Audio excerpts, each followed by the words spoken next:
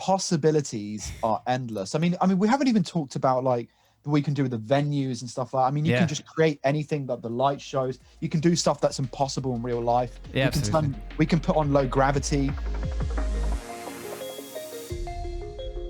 It's a bit nuts, and it feels very futuristic because I've tried VR once, like just a game in like a small arena where you're like on this platform that simulates that you're walking and you're like killing zombies and you're with a few friends, and that was like good fun, but it wasn't quite there yet. Like you're not entirely in it.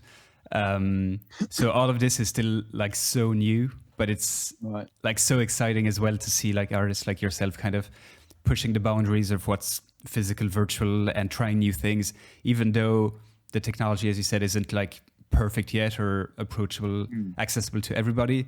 You have to try these new things and see what sticks and see what people enjoy and stuff. So, absolutely, yeah. No. I think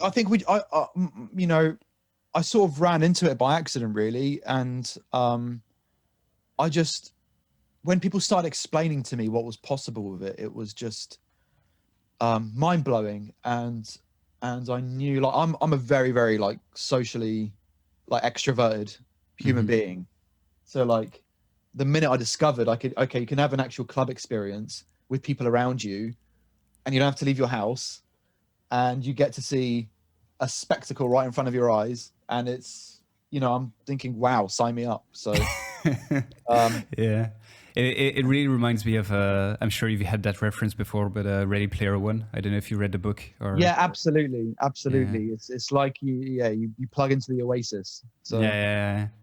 Do you like I don't know if this is a hard question or whatever, but do you see any risk of like people going too much towards the virtual aspect of like music and festivals and forgetting the physical world, or do you think there's always going to be a place for both to coexist?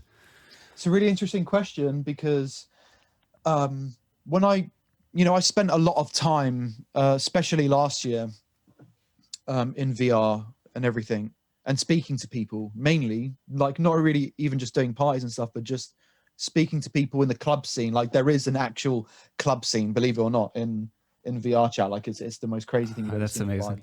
Like there's literally loads of clubs, and they will have promoters and staff and security and dancers and their own resident DJs, and they have it's wild, dude. It's nuts. Yeah, I could honestly go on about this for the entire interview. Oh, like, please do. I love it. It's mad. But the interesting thing is, when I go and speak to people like ravers and punters and DJs and stuff, a lot of them have come back to me and said, you know what, like before the pandemic, I was a raver. I'd go out to clubs all the time. I'd go and get smashed. Like I'd go and see all these DJs. Like, do you know what I mean? Yeah. And then they discover VR and everything, and then they're like, you know what? After the pandemic, I might not even go back to actual clubs.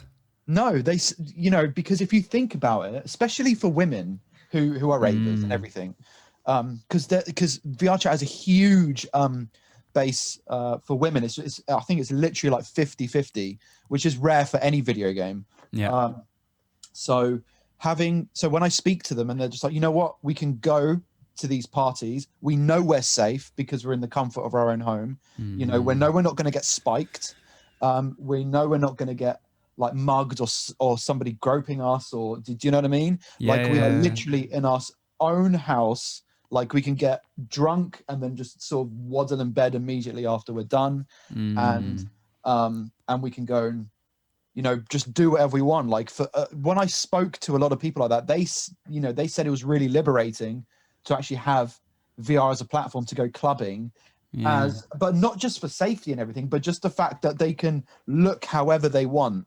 Like as in you can be anything in VR. Like you don't have to be anything even remotely close to what you look like in person. Yeah. You can be a fucking, I don't know, a dragon or something. That sounds like Ready Player One, all right. You can be a fucking toilet like bog with legs. You know what I mean? Like you can be anything. I remember seeing one guy's avatar, and I swear to God, this guy's avatar was a McDonald's restaurant, just a whole McDonald's restaurant, and it just moves like, and I'm like, what the fuck is this? And it's got all the chairs and it's got staff in it and everything. This is like it's just mad. It's mad. It's the most crazy thing you've ever seen in your life. But yeah, in terms of reality, sorry, I'm deviating from your question. No, it's fine. In terms of reality versus virtual reality, I think a lot of people have discovered this platform, and I think people will continue to use it. I don't think it's going to completely die out or trickle away after the pandemic. In fact, I think, on the contrary, I think there will be a base there that's now permanent. You know, a lot of people discovered that platform before, during the pandemic. It existed before the pandemic. It was just much smaller, and I think it will now just sort of grow from there. I don't think people are going to leave it. As I said, you know, some people just prefer it now. Yeah. And it's completely understandable because, like, you know, you don't have to pay loads of money to go and travel and things like that. The only people it's bad for really is I guess people who are running the events and DJs, because it's very hard to monetize. And it's extremely hard to have any kind of financial gain out of doing it. And that's mainly due to the platform, and that's mainly, you know, there isn't really a robust ticketing system for that. And also at the beginning of the pandemic, everybody was just doing everything for free. Like all the DJs were just streaming for free.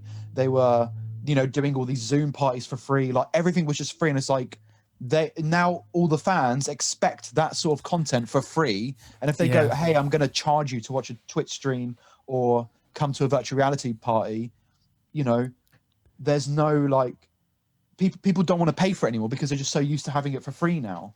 And that's not people's fault. That's just the market's fault. I don't know. Like, it's just a shitty circumstance to be in. So I think, like, if there is a more robust way that promoters and event managers and DJs can be able to do virtual reality and VR parties full time, if there is a system for that, it will grow exponentially. And I think it would need something like that, and it would also need to be more accessible to people, because the barrier for entry to do VR, like the full body experience, you know, connected to your PC in the game and running smoothly, is not cheap. You have to have a very powerful computer, like a proper gaming, you know, really, you know, these things cost thousands. So it's not just like the what is it, Oculus, the Facebook thing, Oculus Rift? Is that what it's called? You can use the on the Quest, on the Oculus Quest, you can use it standalone, and you can use some things. Okay, you would have the full capabilities, or you won't have anywhere near the full capabilities. Okay, gotcha. That you do when you just connect it to your PC. Gotcha.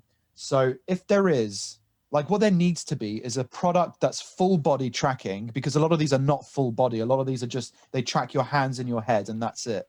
The full body tracking, and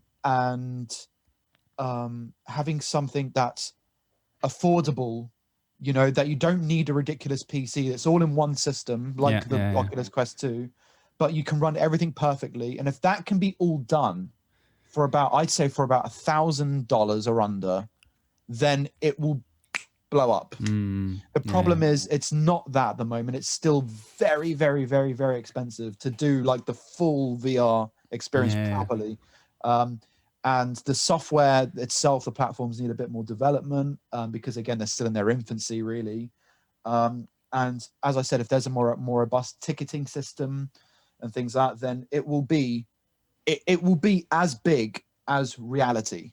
It will be. That's amazing. And it will get so good to the point where it just becomes indistinguishable, or it could even way in the future, it could even just replace entirely what's going on in reality. Now, whether you think that's a good thing or a bad thing, that's, you know, that's a moral dilemma between, you know, whatever you think. But that is the way things are going, I think. So and I love what you said about women, because, like, I'm completely new to VR, and I've never really thought about it or really tried it. And so in my mind, when I was first hearing about it, I was thinking, oh, it's stealing market share from actual events. But from what you're saying, and what I'm starting to understand, is that it's actually expanding the pie to people who might not feel comfortable going to actual events, like women, or just like socially anxious people that love the music but don't feel at ease being surrounded by hundreds of people, which is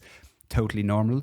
So you absolutely. It's wonderful. Like, for example, if you have got, like, I've got a friend of mine who does have a form of, you know, social anxiety or whatever. So like, but what you can do in the game is if you feel like you don't want to speak to anyone, there's a button, you can just mute everybody and you can turn off all their avatars, and you don't even, do you know what I mean? Like, you can just be in your own space. You're only hearing the music.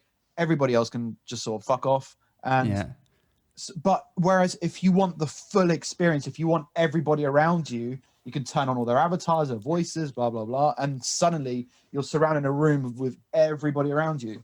So like the possibilities are endless. I mean, we haven't even talked about like what we can do with the venues and stuff like that. I mean, you can just create anything that the light shows. You can do stuff that's impossible in real life. Yeah, we can put on low gravity. So like every time you jump, in Inception style, like, Yep. You can have anything. Like, you're limited by your own imagination, really. And that's nuts. But if you're listening, and you should definitely have a look into it, because it's crazy.